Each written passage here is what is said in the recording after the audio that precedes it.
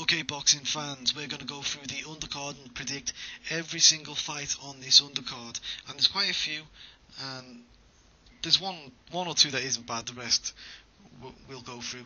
So, firstly, I'm going to start with Ryan. Mm-hmm. The first fight is Bradley Saunders versus Evans Levikis, who's a tomato can. So, who wins this fight, how, and what do you think of this fight? Well, Bradley's only had 10 fights, and I know that he's a very good prospect, and I've actually spoken to one of his gym partners who says, he's really impressed with him. And he tends to win his fights by knockout. Again, he's in the early days of his career, but you don't always see that. You don't always see a guy with, 80% knockout ratio. And he's been steadily improving on opponents. So this will only be his 11th fight.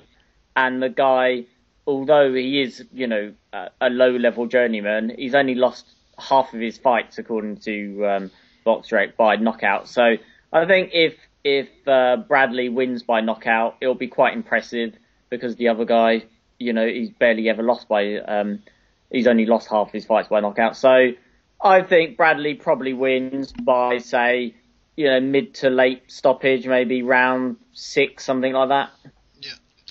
No problem. Paul, Bradley Saunders versus Evans Levikis. This is probably the best Levikis I've ever had on a video. People saying his name twice. He's a tomato can. Who's going to win this fight? Yeah, Saunders is going to win. Ryan basically took the words out of my mouth. He's fighting a low-level journeyman. It's got to be expected on a new Matchroom signing, on his first Matchroom show. He's going to fight someone absolutely rubbish, isn't he? Yeah. He'll probably win it by knockout. Whereas this guy, he looks like he can bang a little bit. He's got 13 wins, 12 by knockout, which suggests that he's not a feather fist. So maybe maybe Saunders might have a sticky moment or two, but I really can't see him possibly losing. Surely not. No, I think he'll get the knockout, and as Ryan said, it'll come around the halfway stage. It's a 10-rounder, I think, isn't it? Yeah, it is. It'll be in round maybe like 5 or 6 when the other guy just decides he wants to go home. Yeah. The thing I've noticed is about guys like this, when they've got a high knockout ratio with their, with their victories, and then they've got a few losses as well, and they're obviously a journeyman, what you can usually tell from them is that they really do have a good goal, get stuck in, but if they don't win by knockout, they lose by knockout more often than not, and that will probably be what will be happening in this fight. Saunders will knock him out. He'll have a good little go for the few rounds, it'll be a good little sticky fight, and then he'll get caught. The better boxer will take over, and he'll land the better shot. Saunders knockout. Next fight, Anthony Joshua versus Michael Sprott. Let's keep this one quick, like the fight will be. Hint, hint. Ryan, who is going to win this fight, and how? I think Joshua is going to win, and by about 2nd or 3rd round knockout, which is how he always wins. I think he's given up on 1st round knockouts now because he seems to be allowing his opponents to survive the 1st round. He's probably been told to do that by his corner, so he's got more, so he gets at least a couple of rounds under his belt. But I've been impressed with Joshua so far. He's beaten some pretty good journeymen. Even guys like A-Rich and Baktov are sort of quite good European level, a little bit under that now. So I think Sprott will probably be his toughest opponent to date, but I still think that he'll win, within sort of 2 or 3 rounds. I know that Sprott lost in 1 round last time out, but then he did also, go 3 rounds in Martin Rogan in that super tournament in Australia, and he's been the distance with, Robert Helenius and stuff. So I'll be quite impressed with Joshua if he wins early. Yeah. Paul, what are you thinking? Joshua, Sprott, Klitschko next? Klitschko and then... That was a joke. We'll do something on that for the casual comment videos. All these casuals coming out of the woodwork. Go on, give me what you think. Smack bottom for Mark. Smack bottom. Joshua will take his head off whenever he feels like, to be perfectly honest. It's one of the worst fights on the card in terms of mismatches. Because I know Sprott's a name, and Sprott's been in with some good fighters, but come on, he's hopelessly shot. He's been knocked out in the first round in quite a few fights recently. It's not just like it's the first time it's happened. He's been blown out quite a few times in recent years. If Joshua wanted to, he could just take him out in the first 2 minutes. He could take him out easily in the first round if he really went for him, but I don't think he'll do that. I think Eddie Hearn or someone will get in his ear and say, look, we're on a pay-per-view card here. People want value for money. If you just blow this guy out, people are going to moan and complain and say, what a joke. We carry this guy to at least the third round and give people time to go for a piss or something. Do you know what I mean? I mean, yeah, if he blows Sprott out in the first round, I'll be very surprised. Not because he hasn't got the ability to do it, of course he has, but I think Eddie Hearn will have specifically asked him not to. So, Anthony Joshua to take him out whenever he feels like, and who knows what round it'll be. The question for me is when is it's not if Joshua's going to win, it's when. Is it going to be exactly. round 1 when it should be, when he should do it? Is it round 2 when it could be? Realistically, it looks like round 2 to me. Because, like you said, you want it to last at least a few minutes, give someone a bit of value for money. You know what I mean? Or then there's round 3, which is 6-1, I think, 6-1. So, I hope it goes to round 3, personally. It will be round 3, mate. It'll go to round 3. If it goes to round 4, if it goes to round 4 or 5, then that's when people are going to start saying, "Oh, what's Joshua doing, carrying this guy?" Or "What's Joshua doing, going this long with this guy? This guy's rubbish." Round 3 is the winner, mate. That'll be the round where he can still look good, and people can't moan about it ending too quick. Good point. I'm going to put some money on it. Jamie McDonnell versus Javier Chacon. I don't know if that's how you say his name, but he's a late replacement for this other fella, Mr. Ramos. Was it Ramos? Wonderberg or something? I can't remember this other guy's name, but I don't need to because he was shit anyway. Anyway, this is actually a better fight, but it is on like 3 days' notice. Ryan, Jamie McDonnell, Javier Chacon, who wins and how? Well, McDonnell doesn't have too many knockouts on his record, but he does have a few sort of knockouts in about the last 3 years or so. So I think he could win by knockout, and he's got that reach advantage and that tall sort of fight style. And this other guy, if he has come in at such late notice, and I checked out his record, and he's fought quite a lot, but he seems to have had a sort of 3-year gap a few years ago. So he might have come back, but his opponents have all been quite low level, aside from Anselmo Moreno 2 fights ago, who is one of the best lower weight fighters. So at least he's got experience of fighting against him, but he did lose the fight widely, it seems. So I think McDonnell's going to dominate this fight, and I'd probably be surprised if he doesn't knock him out. So I'd say about round 8 or 9 stoppage for McDonnell. Yeah. Paul, before I give you your go, I'm just going to give my go. Whenever there's a late replacement and they've got less than a week for the fight, my rule is bet the knockout. Because this guy's not built to go 12 or the whole lot or even half that really. He's basically going on gas fumes. So I'm going to say Jamie McDonnell via knockout. Even though he's not a knockout puncher, he's got a few lately, and this one he will seem like a knockout puncher. What are you saying, Paul? Yeah, McDonnell will win, and I don't think it will go 12 either, to be honest, but I don't think he'll knock this guy out in the sense that, he'll beat him up and he'll stop him and force him. I think he'll just let the guy go out on his own terms. Like you said, the guy's coming in on, 3 days' notice, isn't he? He's not had any recent, apart from the Moreno fight, which he did okay in. He lost widely, but wasn't disgraced.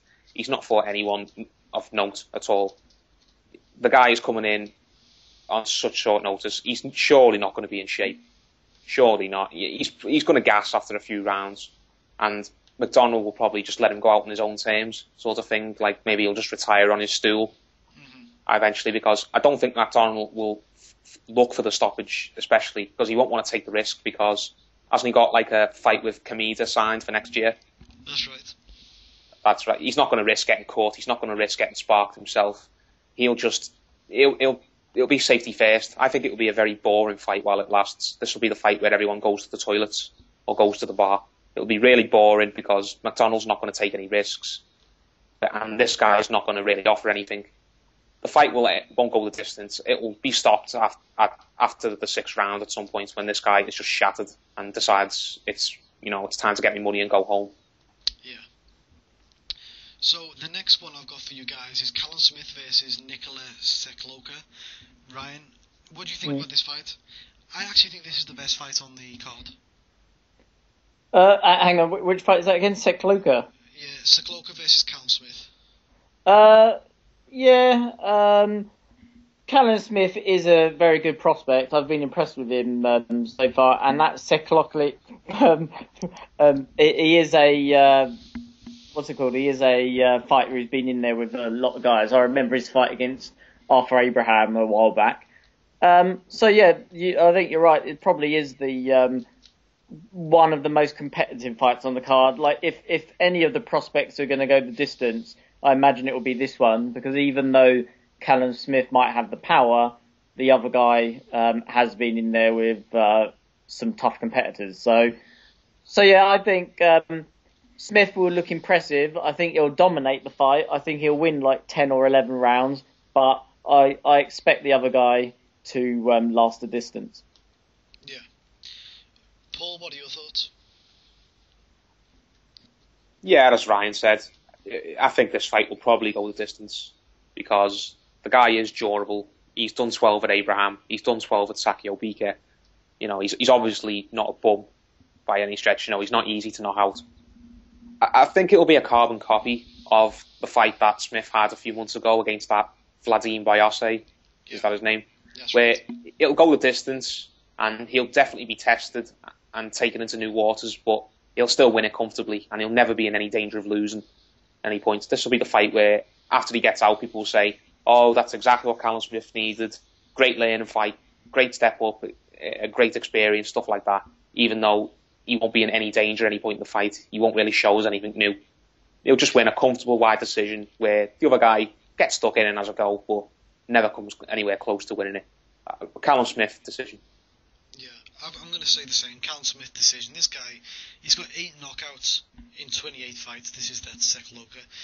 He's not going to pose too much of a threat. They've done a good job here of getting a guy who's not going to pose a threat to give him his first test. Obviously, he's got a decent chin. They want it to go rounds, and they want to see how Callum can last over the longer distance before they actually think of throwing him in the deep end with someone decent. I'll say decent because Sekloka is half decent. So, 36 years old, he'll survive the distance, I think.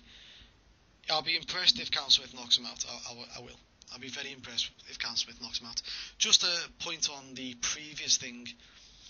Callum Smith and his last opponent, he actually carried his last opponent to the 3rd round, and that guy was he was a welterweight. He started Wee man from Jackass. Yeah, he was that's right. Wee man. He started boxing as a welterweight and was fighting Callum Smith, and Callum Smith carried him 3 rounds. I don't think there'll be any carrying in this fight. I think it will actually go the distance. Next fight, Ryan, what are your thoughts on Scott Quigg versus Hidoreni Otaka? Well, Hidenori Nataka, the only thing I know about him is he held the Japanese title, but I'm not really an expert on the Japanese fighting. I get all of my knowledge of Japanese boxing from a guy I know on Facebook. So I can't really say what I think of him because even his Japanese title defences, I don't really know much about who he's fought. All I can see from his record is that his last few fights have gone to decision. And we all know that Asian fighters, especially Japanese, are very durable fighters and they almost always get into a war. So because Quigg, I think, even though he's won his last few fights by knockout, I still have his fight against Salinas in my head where, he went the distance, he arguably lost, it ended in a draw. The Salinas guy then lost his very next fight against a very low-level fighter. So I still have that in my head. Even though I know he knocked out Stefan Jambois last time out, who's a good fighter, I still have that in my head. So I'm just thinking as good as Scott Quigg might be, and as good as I know Japanese boxers are, I bet this Otaki goes the distance. That's what I'm thinking. Oh yeah, okay. Paul, what are your thoughts on Otaki versus Quiggy? It's just an absolute no interest fight again. There's so many of them on this card. It's really shocking how it's pay-per-view.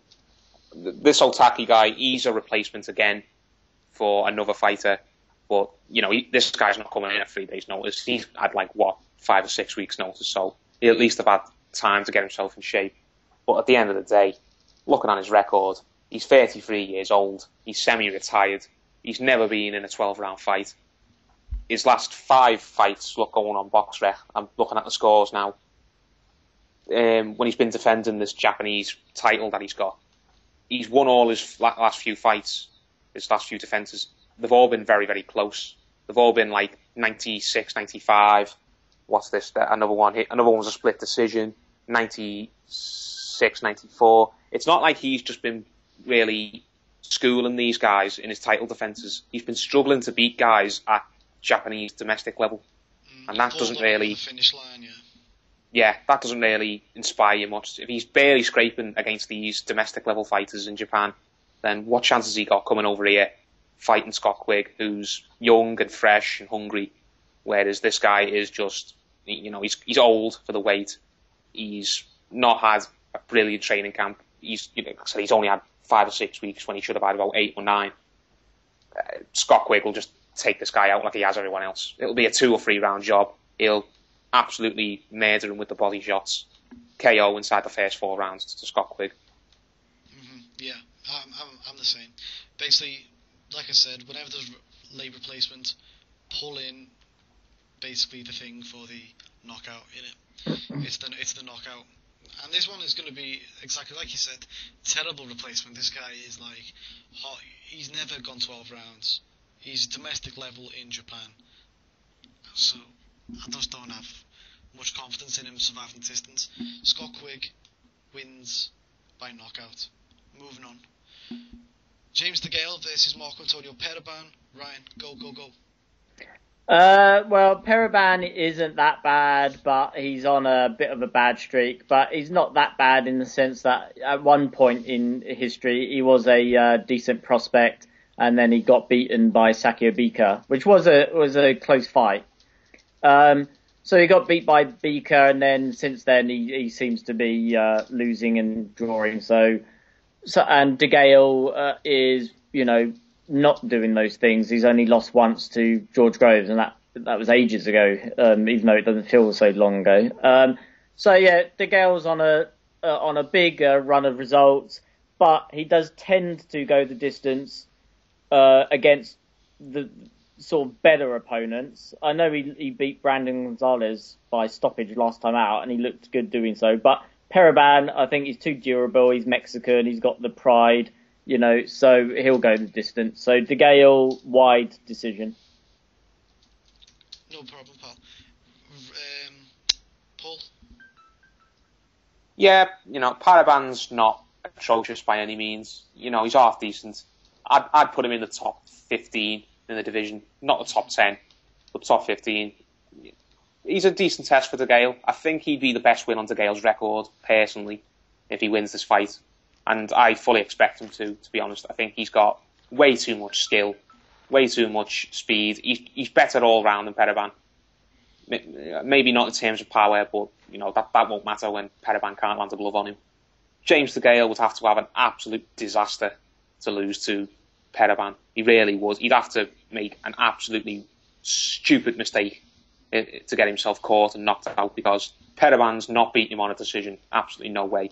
Periban's only chance is in my opinion, is to land a Hail Mary punch. And surely Degale's not going to let that happen when he's got a big fight, possibly against Carl Froch lined up. I think it'll be a good workout for Degale. He'll win it. Periban might win a round or 2, but Degale will sweep the scorecards and he'll win a fairly comfortably decision. Yeah, I basically agree with that statement. I think not many people will knock out a guy like Periban. He's got a tough chin. I don't think he's got it in him. I think the angles would cause Periban problems, but I just don't think he'll take the risk, really. When he's got the IBF title coming his way as soon as possible. Saying that as long as Froch, vacates the title via not fighting him, and I think that will be the case. I think we all can agree that. So Degale decision, and then he moves on to fight for the IBF title. And news on that: fighting a 168-pound title eliminator soon is Andre Dirrell versus Don George. So the winner of that may face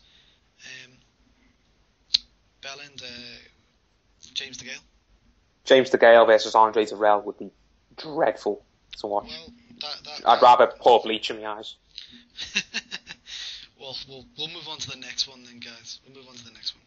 George Groves versus Dennis Douglin. Dennis Douglin, so it is. But he's not Irish. He's black. Paul, do you want to start on that one? Awful. The guy is a light middleweight. It's a joke. George Groves, 6 months ago, was fighting at Wembley against Carl Froch. I hope he's getting paid a lot of money for this, because if he's not, then Jesus Christ, what a come down this is. Fighting a light middleweight on a pay-per-view undercard for Tony Bellew and Cleverly. George Groves this will be target practice. This is an absolute pointless fight. Absolutely pointless. Even in terms of warm-up, keep busy. This is rubbish even by that standards. It's got no business being on a pay-per-view. This type of fight should be when the arena is empty and the doors have only just opened. That's the level this fight is, because that's how much of a joke this is that they're bringing this guy up for Degale. Groves, sorry. He's meant to be a world-level fighter. He's meant to be fighting for a world title again within the next few months. What is he doing wasting his time with this guy? The only reason I can imagine he's taking this fight is that they're paying him a fortune, because this fight serves no purpose whatsoever. That's right. Groves to win by knockout in 3 rounds. Knockout in 3 rounds? Damn. What are you saying, Ryan? Yeah, Douglin has come up from light middleweight, like only however many fights ago it was, so it wasn't long ago. But then on the other hand, George Groves was meant to finish Christopher Rebras in like a couple of rounds, and it went the distance. Although I know he had never been stopped before, but I mean his opponent level hadn't really been that good either. But he obviously proved to be better than people thought. So I think maybe George Groves could struggle here a bit as well, but you wouldn't imagine so. I mean, Rebras was also very big and strong, like big and tall, and Douglas probably not quite as. So, yeah, I think George Groves is going to win by stoppage, probably by about round 4 or 5, something like that. Mm-hmm. Yeah, I would agree. Early stoppage, George Groves and me, job done. That's the whole undercard, people. Tell us what you think about the whole undercard. It's a bit shit in it, but, I'm not paying for it, so who cares?